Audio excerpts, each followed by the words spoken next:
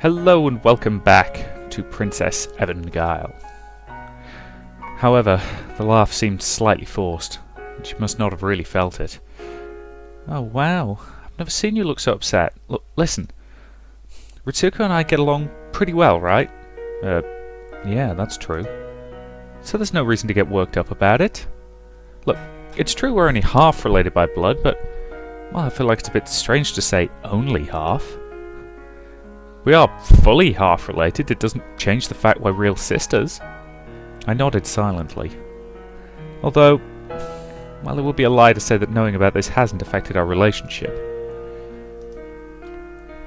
But perhaps you can imagine, but Mother, well, the headmistress is not my real mother. I've had a lot of lingering doubts about that in the past, and this explained them all. That's why the headmistress is so strict. And so cold with you, right? Yes, I suppose it is. And the fact that you call her Okaya-sama too. The rule about Venice's students using sama with your elders didn't seem to extend to family. Even Ritsuko-chan simply referred to her as Oka-san. Yet for some reason, Ayaka called her Oka-sama. I'd always thought that was strange, but... well, I don't know, maybe I do it ironically. It's so childish and I don't like it either, but the headmistress's behaviour is childish too. Even if it is ironic, I can't really blame you. Thank you. It's wonderful to know that I have an ally. An ally? Is that what I'd become? I gazed into Ayaka-san's face, as if looking at her in a new light. And outside the apartment the sparrows began to sing. I started to think that our being together, alone, here and now, was something special. Okay, good. Sorry, I don't know if you can hear me opening this. Another fresh bottle of water, since that one a few days ago sort of exploded. I've been a bit cautious. I see. Then I'll be your ally from now on, Ayaka-san. Really? Really? Even if you were forced to choosing between me and Ritsuko? Yeah. Well, okay. But I mean it. Please, don't forget that. Okay, I hear you. You aren't the type to lie after all. So, the full story is that our parents' marriage is a second marriage, that's all. Oh, that's right, you'd have to have a blood relation to Ritsuko-chan. Yes, actually it's only my father's second marriage, it's mother's first. He had me, and then married Mother, and then Ritsuko was born, and, well, that's the shape of our family. Ayaka-san had said before that it was nothing serious, but, well, this sounded pretty serious to me. She was like the fourth point on a triangle, but it couldn't be like that. At least I hoped it wasn't. I don't know why that hard-nosed mother of mine decided she wanted to marry a divorcee, and one with a child at that. I guess she must have been madly in love or something, but I can't really imagine it, though. Ayaka-san forced a laugh. Well, I guess we were all young once. And hey, Masai-kun, are you listening? My response was non-committal. You look upset again. I told you it's nothing to worry about. I get along with Ritsuko, and well, my dad's not very reliable, but I actually spent a whole lot of time with my dad, so this is just speculation, but... Ayaka-san, do you ever feel kind of estranged from them? I suppose. She nodded slightly, and the fourth point on the triangle. It seemed that really was what she was after all. It's like I'm the only person living under that roof who isn't part of the family. It's kind of how it feels, to be honest. That's why I play the clown, I guess. The clown? If I could play someone that isn't me, maybe I'll make it hurt less. It's a little bit like having a buffer, I guess. Like I'm just play acting on stage. And if they look at me while I'm playing the clown, that's why nothing really affects me. But it's like my sister said, real life isn't a play. If I keep this up, people will just keep drifting away from me. At least she will. The the only one who dealt with me patiently all this time. Other times when you just play acting with me, or the girls of the White Lily Society. I don't know. Like it or not, I feel like I've dropped a lot of that since you came along. Since I came along. I'm not sure how to put it. Things have changed, and my days at school... You mean in a good way? I think so, yeah. At least it doesn't feel bad to me. Well, maybe I did at first. I teased you about the whole planet patisserie thing, but... Well, that was just really an excuse. If I hadn't done that, I might have never gotten a chance. A chance? Well, I was curious about the first boy at school, of course, so... Well, I wanted a chance to talk to you at least once. You could have just come up and talked to me, you know. But I couldn't. I'm a very cautious person at the end of the day.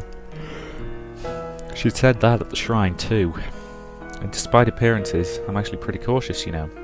That's why all the times I approached you, I never took it to the next level.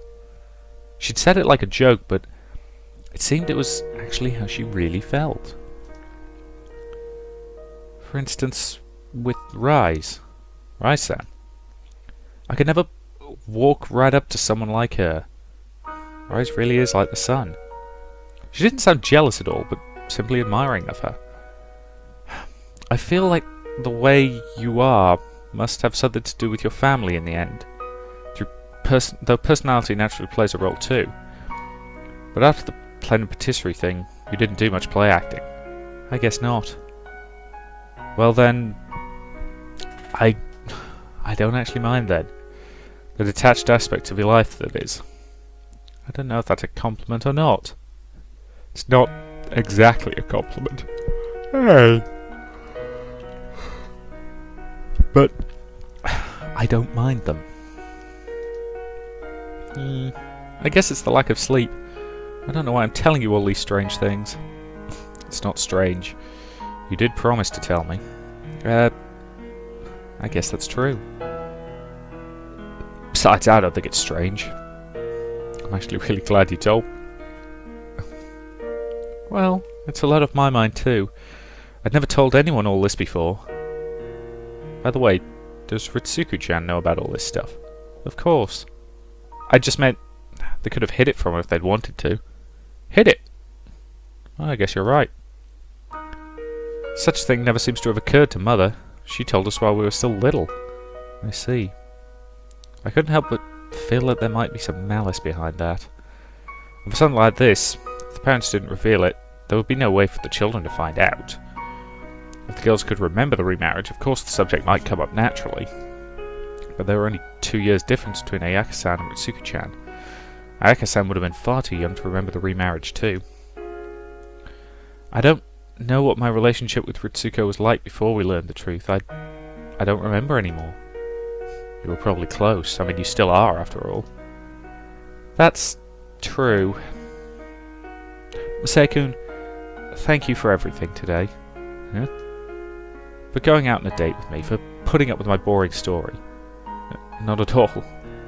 It's nothing you need to thank me for. It was my pleasure, after all. Which part? The date? Sorry, text. Give me a second. Okay. Sorry, yet more parcels incoming. So that's just saying I'll have to... So it'll turn up sometime during this recording session today. So sometime over the next few parts, I'm going to have to stop in the middle to go answer the door for a parcel. Well, yeah. I was really glad I got to take you on a date. Well, I'll thank you again.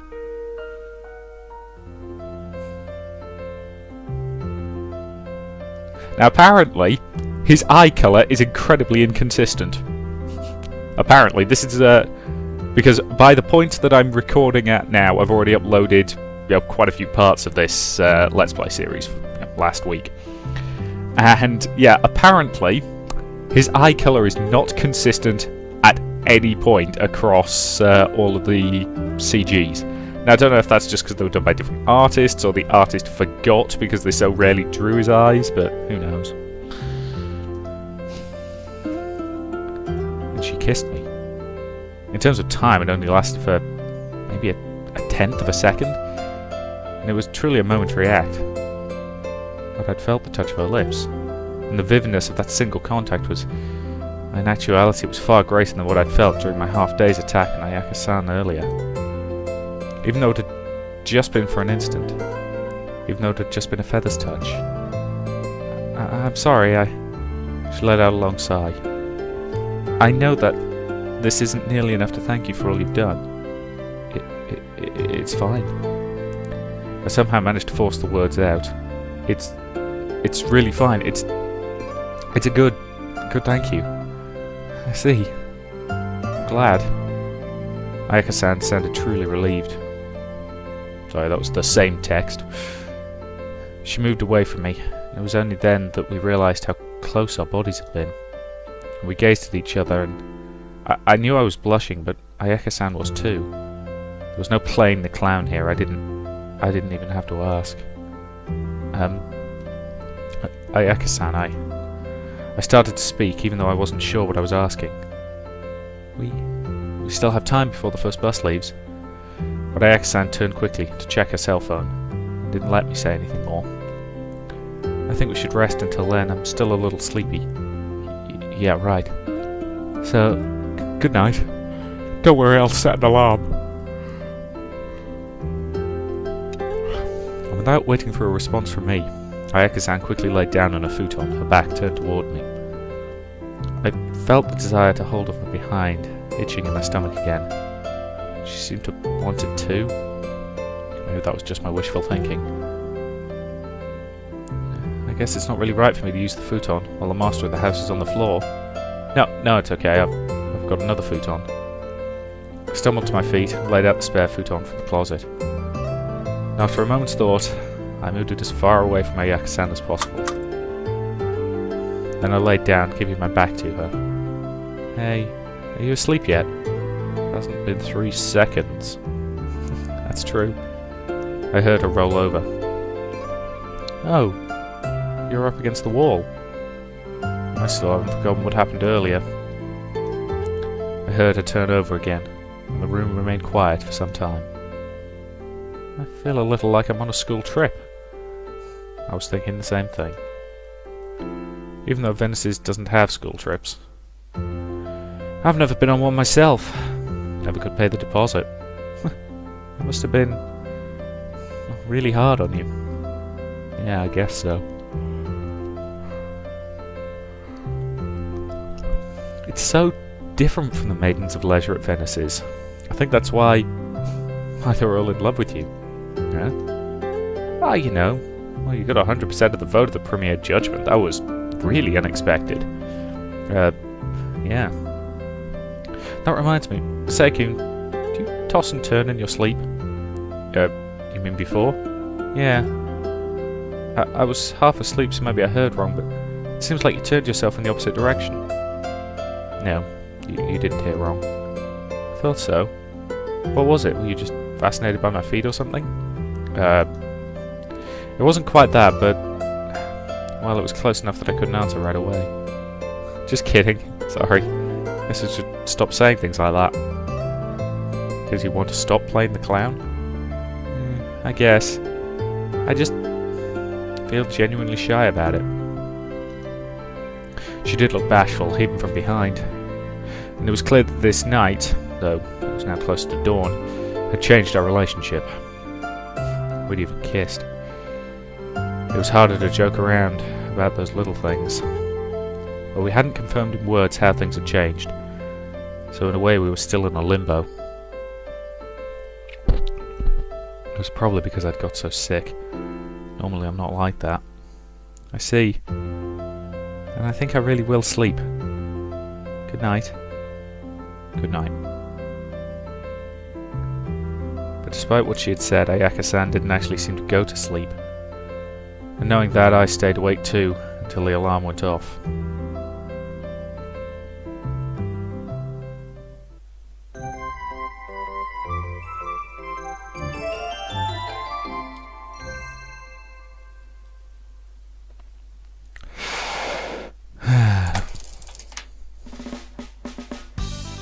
Sorry if you heard that little clatter. This is the problem. Let's face it, at the moment all I'm using is my right hand rather on my mouse. or occasionally the left hand on the spacebar, so I have a bad habit of picking up things from my desk and playing with them. So I've currently got a pen in one hand and I'm just twiddling around and I dropped it, which is what that little noise was. I left the room and I checked the lock. It feels kind of like a walk of shame. Her face was bright red. I've never seen her like this before. Hey, I told you not to say those sorts of things anymore. Are you really that shy? Well, it's just... I told you before we went to bed. I don't mind the detached side of you either. Really? That's cute when you turn all red too. Idiot. She dabbed an elbow into my ribs. Yes, fine. And I'll go with the usual easygoing big sister act. Well, I don't mind either way. Listen, Miseko, when you tried to attack me earlier, in the end, you couldn't lay one finger on me, right? Hey, now that's funny. Don't mock me like that. I guess you're right. It's the casual... You know what, that time you tried to rape me? Yeah, that was, awkward for both of us, wasn't it? Jesus Christ, this game sometimes. At this hour during summer vacation, there was no one heading to Venice's, so we were the only passengers on the bus. I swear to God, this bus is the biggest waste of money I have ever seen, because almost nobody needs it. It is always empty. I'll certainly accept that it's going to some other places as well, but given that the Venice's is up a mountain, I'm assuming that's effectively the end of the route and then it just goes straight back down the mountain again. So if no one's on it most of the time, what is the point? Or is it just that Venice's is paying for the extra bus service? Because admittedly, given how messed up their finances is, I can completely believe they would pay for something that pointless. We took our seats in the back row, where we just sat side by side, didn't hold hands or anything. After that brief touch of our lips last night, what had our relationship become exactly? I wondered about it then too. It was quite the thorny problem. About Ritsuko, I know everyone thinks she's a stickler for the rules. That's true. But that's really not all there is to her. It's true that she has a very straightforward personality, but she can be a bit silly too. Silly? Wow. I couldn't even imagine it. Even now, she takes Lodabun everywhere. Second, do you even know about Lodabun? I feel like I've heard the word before. I guess you don't. I won't tell you. Ritsuko's easily embarrassed after all. What the heck is Lodabun? Even Money says it's some sort of stuffed toy or something of that ilk. But about her hard personality, she's a bit like me in that it comes from our family environment. She feels like she has to be mature and capable. Our mother's very strict and she's bearing the full burden of her expectations. What's the headmistress want with her? Well, Ritsuko's a future candidate for the board of directors. It's just a position that Kitamikado women take. See. That's why Ritsuko is... Ayaka-san began to say something else, but ended up trailing off. I know I've been a pathetic sister to her, but there's nothing I can do now. We fell into silence, and at some point we fell asleep. We hadn't really slept the night before, and the shaking the bus was very relaxing. This is Venice's. You're getting off here, aren't you? A gentle voice roused us from our sleep. Yeah, we are, thanks. We'd fallen asleep with our faces close together. We both blushed when we realised it. As we got down off the bus, I saw a sight that nearly knocked me over with surprise.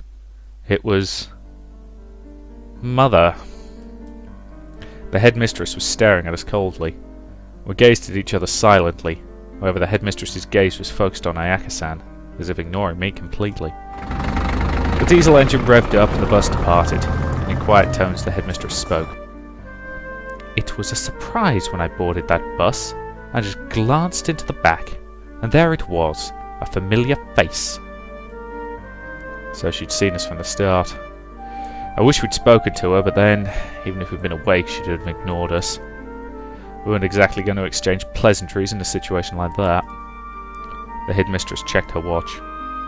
Ayaka-san, it is not yet 8 o'clock. Do you understand what this suggests? Mother, you get up so early even when on vacation. Are you going to pray early in the morning? Do not change the subject.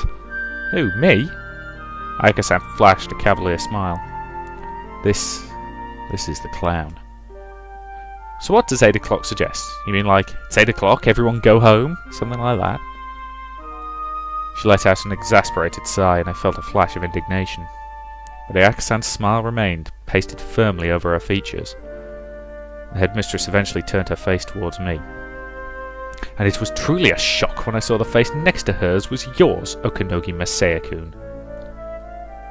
A young man and a young woman headed home together at a time like this? In other words, you were doing something unseemly last night, weren't you? Oh, Mother, really? We just happened to cross paths while we were in town, and we weren't doing anything unseemly. I decided to speak up, cutting Ayaka-san off. Another bald-faced lie. I'm not lying. What the hell does this unseemly mean, anyway? Now, Masaya-kun. Ayaka-san tried to grab me by the arm, but I had no intention of backing down here. Perhaps you should look it up in the dictionary. But if you don't know the meaning of the word, shall I tell you? Look, it's true we spent the night together last night. I thought so. But we didn't do anything unseemly. Excuse me, Okanogi Masaya-kun. Out there in the world we call that sophistry. It's the truth. After all, we hadn't done anything like what the headmistress was imagining of us. For her to imply that the deepening of our friendship was, well, in the language of the lower world, dirty, that was just something I couldn't take. Can I once again point out that I find it incredibly arrogant of them to refer to the rest of the world as the lower world? Again, I get that they are built onto a mountain, so it's technically accurate, but it still implies a level of haughtiness that makes me want to bitch slap them. Mother, we just decided to continue what we started at the Evening Star Gathering, look up at the stars together, that's all, really. Ayaka-san was fighting tooth and nail to get this settled amicably, but at her mother's next word she stopped. Huh. The child of a frog is still a frog, and the child of a loose woman...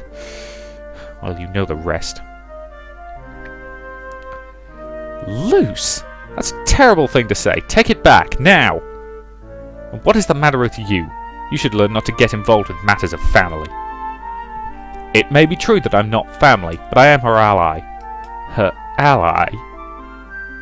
How dare you? Ayaka-san's voice dropped suddenly, and the headmistress and I both looked at her at the same time. Her shoulders, well, they were trembling. My mom has nothing to do with this. Of course she does. The headmistress spat out the words. She had the blood of a floozy, and Ayaka-san, that same blood runs through your veins. God, she's really going that far. Okay. If only I had some half-decent editing software, and wasn't very lazy. From now on, every time the headmistress appeared, I would just have a flashing neon sign appear over her head that just said, bitch. So, I can't do that easily. And any way that I could do it, would take me absolutely ages to edit in, so I'm not going to even attempt it. But from now on, I just want you to imagine giant floating, rainbow-coloured neon sign with the word bitch written on it and a couple of arrows pointing at the headmistress. We good? Okay. Incidentally, I really hate the implication that, being a floozy or anything like that is a bad thing. I'm sorry, but it's always been one of those double standards that pisses me off. That a woman who sleeps around a lot is looked down on, whereas a man who sleeps around a lot is respected. It's stupid, and it's medieval. But anyway, back off the high horse, Richard. It's quite scary up there. I just stared in quiet shock, my disbelief overriding my anger. It was clear that more than she hated Ayaka-san, The headmistress hated her husband's former wife, and she was taking that hatred out on her daughter. Ayaka-san's face had been purple with rage, but this time it just went pale. Don't make me laugh. It was her voice that was shaking now. I am not that kind of woman. Really? You stayed out all night with a man you only just met. If that's not the act of a floozy, then we haven't only just met. Cut it out! The sudden outburst of anger was enough to send a chill through me, and even the headmistress as well. You don't have any room to talk. If my mother and I are floozies, then what the hell does that make you? It's the first time I'd ever seen Ayaka-san so blindly angry, and for a moment the headmistress seemed cowed, but she immediately straightened again. You will not speak to me that way! You're a home wrecker! The headmistress suddenly went just as pale. Mother, you stole away a man who had a wife and a child. Maybe you're the one who should be called a loose woman. How dare you! Smack! Whoa! Ayaka-san stood there for a moment in shock, then immediately grabbed her. That hurt! Stop it! Ayaka-san! Our positions had reversed and now I was the one trying to stop her. Nothing else. Getting into a wrestling match with a headmistress could not turn out well. Ow, ow, ow! She yanked at my hair, but I managed to pull the two of them apart.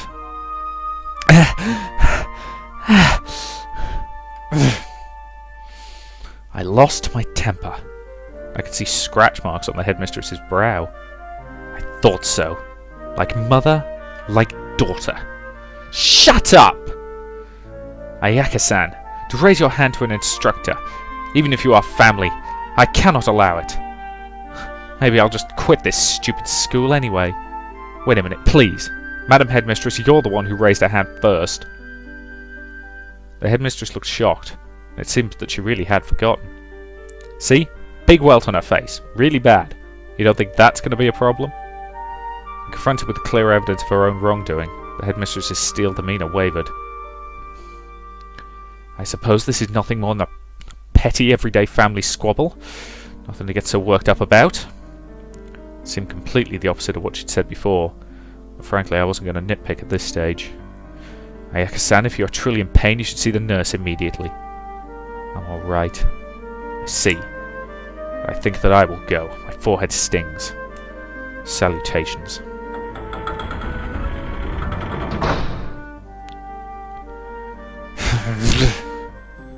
And with the headmistress gone, we could finally relax. And I looked into Ayaka-san's face with concern. Are you okay? It really did leave a mark. I'm fine. Like she could hurt me with those scrawny little arms of hers. Looks like she hit you pretty hard. At least it had been very loud. I traced my fingers over the mark. Sorry, it wasn't. No, it's okay. Sorta helps with the pain. Could you do it a little more? Sure. I stroked at her smooth cheek, and from this close I could see just how beautiful her face really was. And after a time, Ayaka-san put her hand over mine, and we gazed at each other, my hand on her cheek. Hey, Masaya-kun, are you getting sleepy? I was before. Not so much anymore.